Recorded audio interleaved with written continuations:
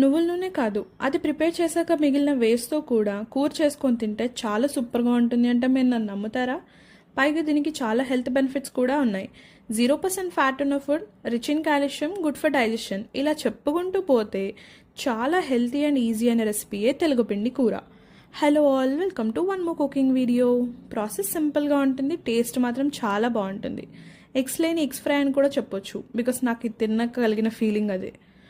ప్రాసెస్లోకి వెళ్ళిపోదాం. ముందుగా అయితే ఒక 2 గ్లాసెస్ ఆఫ్ వాటర్లో ఉప్పు, కారం, పసుపు వేసుకొని బాగా బాయిల్ చేసుకోవాలి.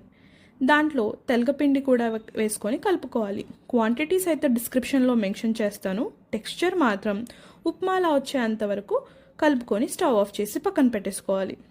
ఇప్పుడు ఒక కడాయిలో ఆయిల్ వేసుకొని అది హీట్ అయ్యాక తాలింపులు, ఎండుమిర్చి, కరివేపాకు, దంచిన వెల్లుల్లి, మామూలు గుడ్లు గుడ్లుగా ఉండే వెల్లుల్లి, పచ్చిమిర్చి, పసుపు వేసుకొని బాగా కలిపేసుకోవాలి.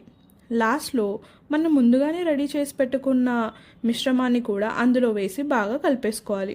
అలా బాగా కలుపుతూ ఫ్రై చేసుకున్నాక పైనుండి ముందుగానే మనం ప్రిపేర్ చేసుకున్న పల్లీలు, ఎండుమిర్చి, వెల్లుల్లి బాగా దోరగా వేంపుకొని మిక్సీ పట్టుకున్న పొడిని పైనుంచి జల్లేసుకొని ఒకసారి కలిపేసుకొని టేస్ట్ అంతా చూసేసి ఒక 5 మినిట్స్ అలా స్లో ఫ్లేమ్లో కుక్ చేస్తే ఎంతో టేస్టీ అండ్ హెల్దీ అయిన తెలగపిండి కూర రెడీ అయిపోతుంది.